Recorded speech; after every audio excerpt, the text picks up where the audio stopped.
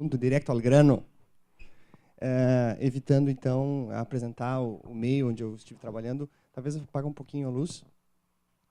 Falando sobre um pouco de uma nova veia, um novo caminho da neurofisiologia aplicada, então, aos pacientes com distúrbio de movimento. A primeira pergunta, eu acho que nós temos que ser críticos. Por que fazer isso? Vamos fazer por fazer? Vamos fazer porque é divertido? Vocês vão ver que é. Por quê? Eu reuni na minha cabeça, isso não está escrito, mas a gente infere, né, de que possam existir 9 motivos, e eu vou colocar para vocês. O primeiro motivo de fazer esse tipo de estudo é identificar sinais que não são evidenciados pelo Dr. Vitor, por exemplo, ou por médicos que trabalham com distúrbio de movimento em fases precoces da doença. A segunda é documentar, quantificar, caracterizar alguns achados semiológicos que ficam difíceis de mensurar objetivamente, que vão contribuir para os diagnósticos, especialmente das síndromes parkinsonianas, que são várias, e distinguir entre distúrbio de movimento orgânico versus funcional. A gente sabe que, dentro da neurologia, nas maiores causas de psicogenicidade se apresentam por formas de distúrbios de movimento. Dr. Vitor quem diga. Definir sítios de ativação de medicamentos. Existem reflexos que estão bem documentados, qual é a via que eles atuam. Então, se tu dá um medicamento e altera, modula esse reflexo, podes inferir que esse medicamento atua, então, nesse tipo de sítio de ativação. Monitorar tratamento. Isso é importante. Especialmente nos pacientes que têm distonia laríngea ou cãibra do escrivão, em que tu precisa aplicar toxina botulínica no músculo ideal. A neurofisiologia pode ser aplicada nesse sentido.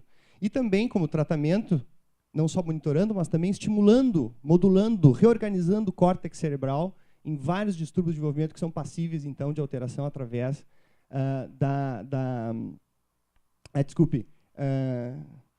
aqui falei da estimulação magnética, mas também monitorar a colocação de eletrodos profundos agora para o tratamento da Deep Brain Stimulation, tratamento dos pacientes com Parkinson. Tratamento cirúrgico, né? E também para segmento. Não sei se vocês conhecem essa pessoa aqui. Alguém sabe quem ela é? Então, será que esses testes são importantes para segmento? É complicado, isso não está muito demonstrado, mas a gente vê que... Vocês reconheceram esse artista? Veja. Transformação, né?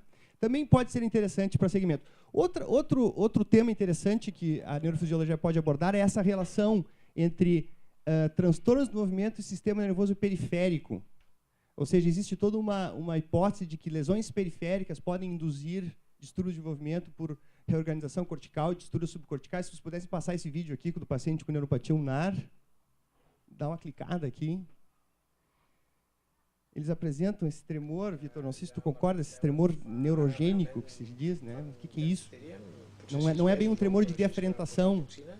Pode haver alguma coisa mais do que isso, que a neurofisiologia pode trazer, então, à luz do que se conhece. E também, claro, eu sou suspeito para falar, porque eu me interesso muito por pesquisa, utilizar, então, a neurofisiologia para parâmetros de pesquisa. Aqui estão todas as opções, não se preocupem, eu não vou falar delas todas, apenas mostrar que tudo isso pode ser oferecido ao estudo dos pacientes com distúrbio de movimento, e o principal, podem ser, sempre que eu botar essa máquina aqui, eu quero dizer que pode ser feito com uma máquina de eletromiografia convencional. Então, é essa a mensagem desse slide, dizer que tem várias técnicas e que podem ser feitas de uma maneira bem simplificada. Vejam esse caso, por favor, vamos botar.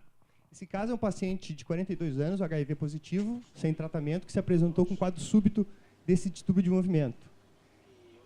Aqui nós estamos estimulando a estimulação magnética, né? Quer dizer, fora da estimulação ele tem esse movimento aqui, que semiologicamente foi definido como algo parecido com mioclonias.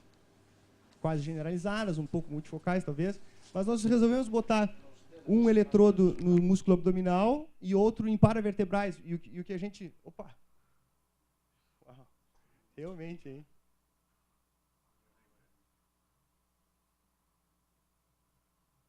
É o contrário agora.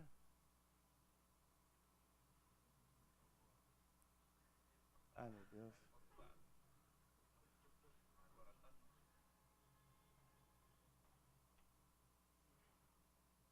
Tá.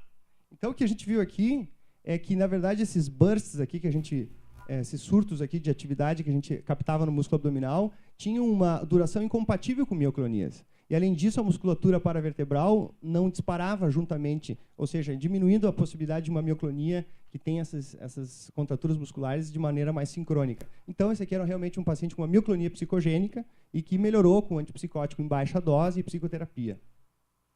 Então, mais um ponto aí para a neurofisiologia, para tentar organizar um pouco isso. É claro que a neurofisiologia, do mais que contribuiu para os distúrbios de movimento, realmente foi registrar a frequência do tremor.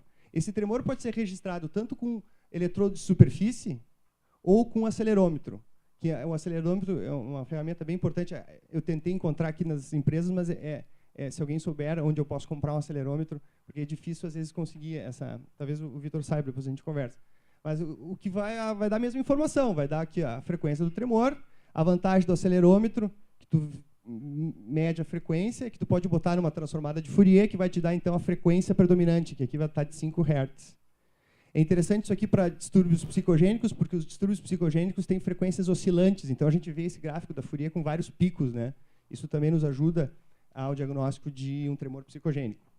Os tremores têm vários tipos, então só mostrar a importância de determinar a frequência para tentar diferenciar os tipos de tremor. Vejam esse, extremamente rápido, com um eletrodo posto no tibial anterior, e que, através da transformada de Fourier, a gente caracteriza um tremor ortostático de alta frequência, né? Um tremor ortostático, ou seja, na posição em pé, esse paciente tinha tremor. E veja esse caso que interessante, era um paciente que fez o DBS, tá? E ele recebeu um comando. Enquanto ele tremia, ele tinha que reagir.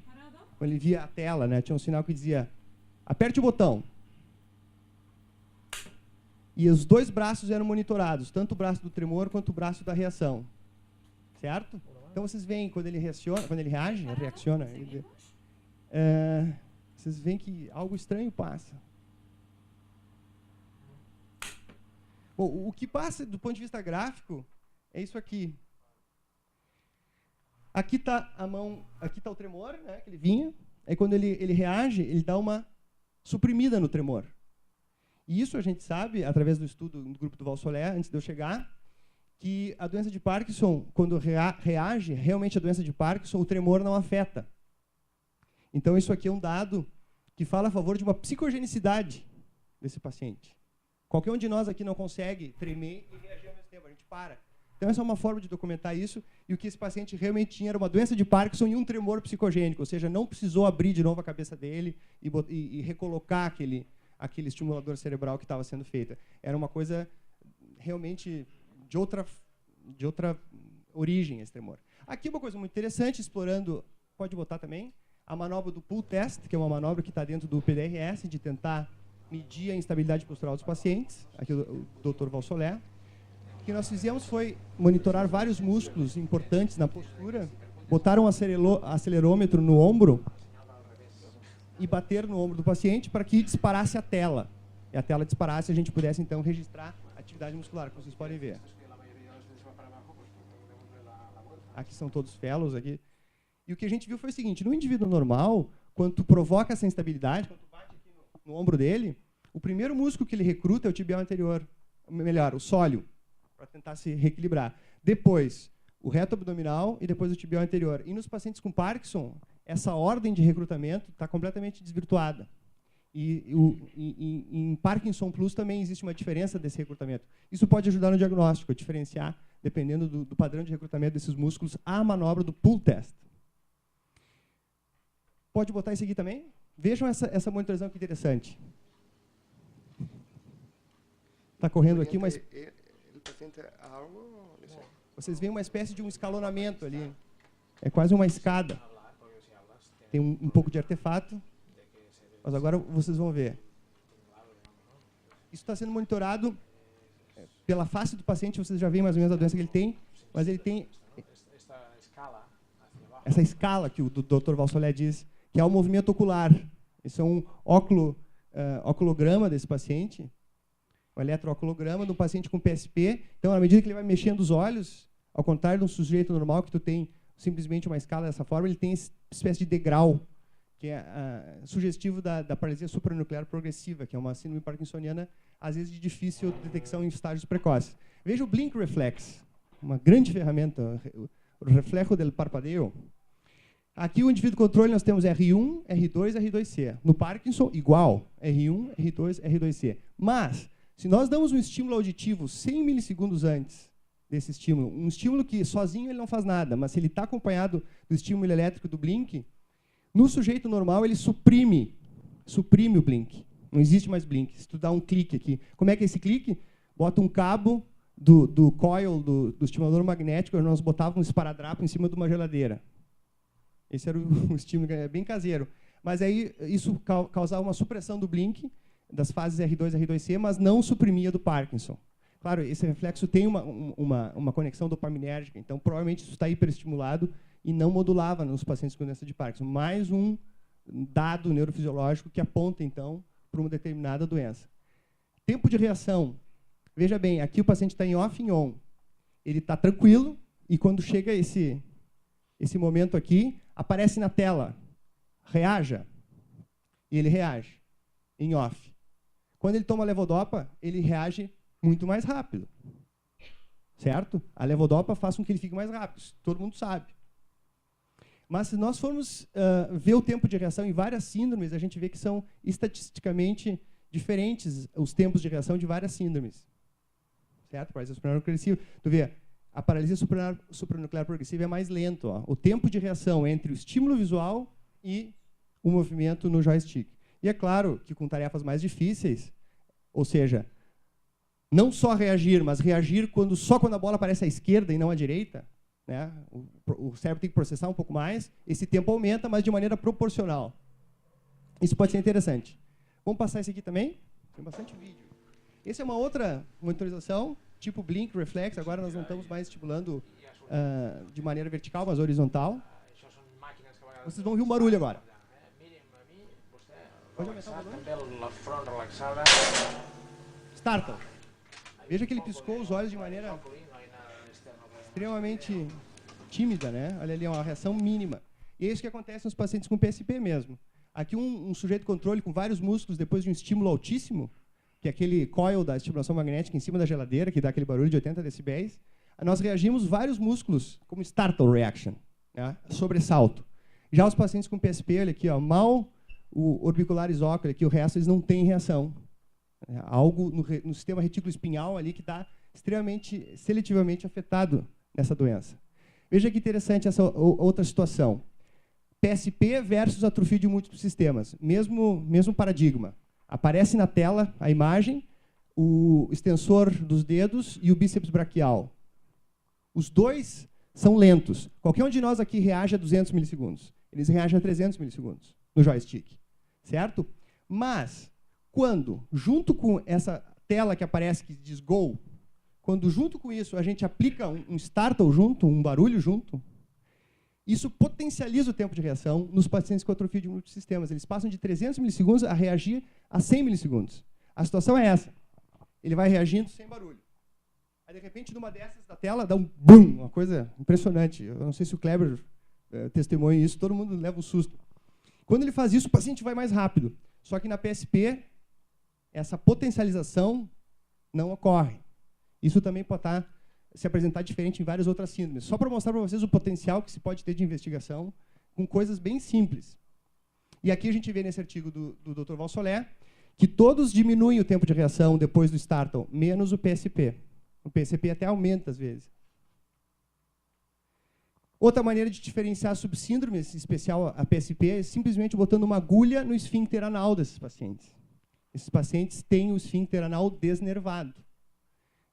Isso sofreu algumas controvérsias, hoje chegou a ser critério diagnóstico, agora já saiu, né, da academia, não sei, da academia americana ou europeia, mas Movement Disorder Society, mas enfim, ainda figura como um dos critérios para pensar então em PSP. Olha, tomografia simples. Vamos passar esse vídeo primeiro. Veja essa paciente de 78 anos com uma hipertonia. Eu vou fazer um start aqui. Ela estava na minha mesa de miografia, eu cheguei sem ela perceber e ela apresentou isso aí. Vamos passar esse aqui também. E esse eu cheguei sem ela perceber e apaguei a luz. Eu fiz assim com a luz, apaguei e acendi.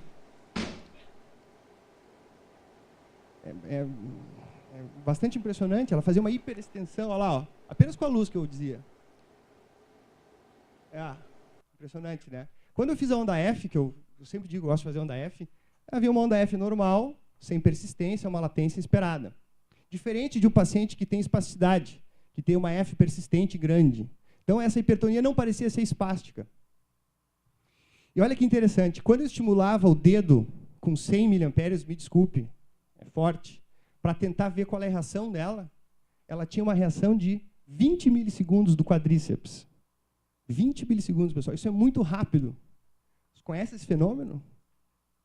Veja, estou com a agulha no quadríceps. Eu bato palma e ela tem uma reação imediata. Alguém conhece esse fenômeno? Hiperplexia. Isso é característico desses pacientes que, botando agulha, também tinham frequências de 30 a 50 Hz na musculatura do quadríceps, mas na musculatura do tronco, paravertebral e reto abdominal não tinham nenhuma atividade. Então, isso casa bem com a Stiff Limb Syndrome. Veja bem aqui esse artigo do Marsden, que tem uma atividade em membros inferiores, mas não de musculatura truncal, ao contrário do Stiff Man Syndrome, que é o contrário. As pernas estão livres da eletromiografia, mas tem uma rigidez mais axial. Então, esse paciente é o Stiff Man Syndrome. E o que esses dois pacientes têm em comum? Poderia passar? Primeiro, o garoto. O Lucas tem uma dificuldade em piscar os dois olhos separadamente. Ele não conseguia piscar os olhos separados. Ele agora, uma consulta por isso, uma queixa bem comum. Olha, ele pisca um e o outro pisca. Agora o outro lado. Ele disse, não tem um problema, o menino na escola, perfeito, estudava muito bem. E se tu ajudar a tua mão? Com a mão, pisca o olho direito. Aí com fecha a mão... o olho direito com a mão. Pega a tua mão. Bom, vamos botar as mãos dele também, para a gente ver esse detalhe das mãos dele. Tira a mão e movimento. Não, essa aqui eu... Isso, à esquerda. E ao contrário. Agora quanto é que é 100 menos 3? Repara as mãos aqui, ó. E menos 7. Quando ele mexe uma mão, ele mexe um pouquinho a outra, ó. Vamos botar esse aqui também. Sozinho assim não se mantém. Para. Aqui a minha altura. Agora com a outra mão. Que essa mão dele, ele não percebe como a dele. Mais ou menos igual. Olha lá, ó, a mão dele está flutuando. O Valsolé está fazendo as perguntas para ele, ele não sabe do que se trata essa mão. Essa sua mão esquerda, e como é que tá? Que mão? O paciente não teve derrame. Pois esse paciente tem o Alien Hand, e esse paciente tem um movimento em espelho. E isso dá para traduzir fisiologicamente, estimulando o córtex desses pacientes através da estimulação magnética. Veja, quando eu estimulo do lado direito, eu vou ter uma contração na esquerda. Quando eu estimulo na esquerda, vou ter uma contração na direita. Mas nesses pacientes, quando eu estimulo o esquerdo ou o direito, dependendo de onde está o hemisfério doente, eu vou ter respostas bilaterais. Isso reflete, então, um déficit da inibição transcalosa, que isso é típico em algumas doenças, mas também pode ser benigno, como aquele garoto. Aquele garoto não tinha nenhuma doença. Então, outra demonstração, que é usar a estimulação magnética, que está alterada no Parkinson também. Ela é normal, mas através de algumas técnicas, ela está hipoexcitável. Veja que interessante, a estimulação magnética não só para diagnóstico, mas também para tratamento. Veja os scores dos pacientes com Parkinson antes e depois da levodopa, como melhora a doença. Se tu aplicares a estimulação magnética só com barulho e sem o estímulo, não melhora. Ou seja, o placebo não melhora. Mas veja bem, quando a gente aplica uma estimulação repetitiva a 0,5 e a 10 Hz, tu tem uma melhora motora. Então, a neurofisiologia também contribuindo do ponto de vista terapêutico. Se dá a estimulação magnética repetitiva, os pacientes melhoram as escalas de performance motor. Neurofisiologia é serviço da música. Parece que eu estou aqui vendendo a neurofisiologia, e é verdade. Eu estou tentando, eu acho que, acredito nisso. Esse é um ambulatório do Dr. Jorge Monteiro, amigo do Dr. Valsolé, em outro hospital, que tem um ambulatório dedicado a patologias de distúrbio de desenvolvimento dos músicos. Os músicos, né, classicamente, podem ter esse tipo de problema pelo uso repetitivo e outras teorias. Esse era um músico profissional que tinha dificuldades, então, depois de um tempo tocando, os dedos deles faziam uma distonia. A distonia a gente chama task específica, tarefa específica. E essa é uma pianista que também ocorria a mesma coisa.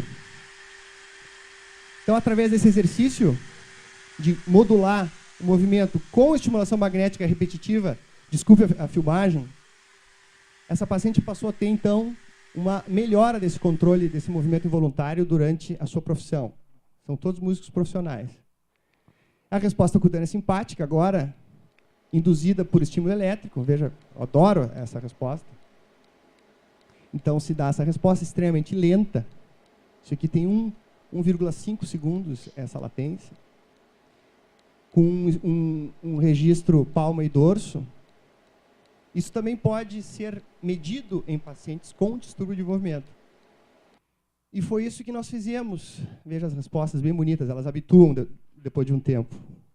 E o que nós fizemos aqui em 2 trabalhos, que foram trabalhos da minha dissertação de mestrado, é avaliar então essas respostas nos pacientes com Parkinson e também nos pacientes com Parkinson e hiperidrose, que é bem interessante. Os pacientes com Parkinson que suam muito, eles têm uma desnervação da mão, como se tivessem feito uma simpatectomia. Aí, por suor compensador, eles suam. Isso foi o que nós descobrimos fazendo esse teste. Então, mais uma aplicabilidade de uma resposta simples que pode ser contextualizada a uma queixa de um paciente. Esse estudo vocês já viram, que é o estudo neurofisiológico dos pacientes com dor. Só para retomar, então, os potenciais. Inclusive, eu queria dizer que, Lucas, isso é no papel, viu? Isso aí, o nosso aparelho lá era termossensível, nós escaneávamos e depois, ou seja, para dizer que também é assim lá, né? E aqui as respostas sudomotoras que também não habituam. Esse é um paciente com uma situação que todos vocês talvez estejam habituados. Por favor, pode... Tem um paciente, parece uma celebridade aqui, né? Tá todo mundo... Mas ele tem essa postura, né, encurvada, paciente com Parkinson, de longa data, e que, lamentavelmente, eu não tenho aqui a outra parte do vídeo, quando ele se encosta na parede, ele, milagrosamente, ele fica normal. Inclusive quando deita. Então, essa é uma postura que se acreditava que isso pudesse ser uma distonia de músculos agonistas e antagonistas, ou seja, paravertebrais versus abdominais, ou que fosse uma miopatia de um dos músculos, fazendo com que ele tivesse a situação pendente. Mas nós colocamos, então, 2 agulhas enquanto ele caminhava e registramos, então, no reto abdominal uma atividade, né?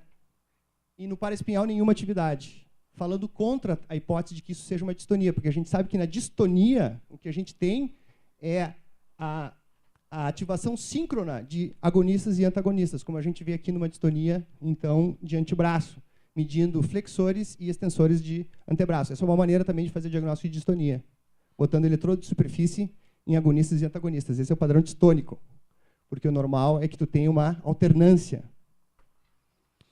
E falando em distonias, pode botar?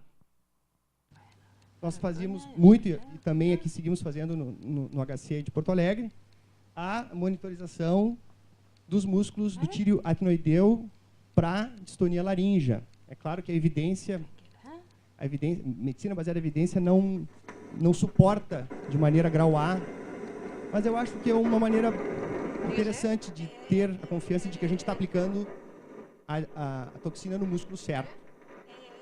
Então, veja bem, esse barulho, estamos ali no músculo, aplica a toxina. Outra aplicabilidade, pode botar esse aqui, ó, é a monitorização durante a cirurgia do Deep Brain Stimulation. Eu vi 2 cirurgias que foram interrompidas lá na Espanha, veja bem, estou monitorando aqui, porque não encontraram o alvo correto para botar o eletrodo. Então, a importância que eles dão para a neurofisiologia, monitorando, então, estruturas profundas como núcleo subtalâmico, o globo pálido, que são difíceis acessos pela estereotaxia. Obrigado a todos, esse é meu e-mail. Se algum de vocês estiver interessado em algum desses artigos ou trabalhos que eu citei, por favor, podem mandar um e-mail para mim, que eu tenho todos eles em PDF. E dizer que essa eu não tinha mostrado. Esse eu já tinha mostrado. E para quem anotou, a Melissa, durante o intervalo... A Melissa foi. Bom, depois a gente passa para ela, então. Obrigado.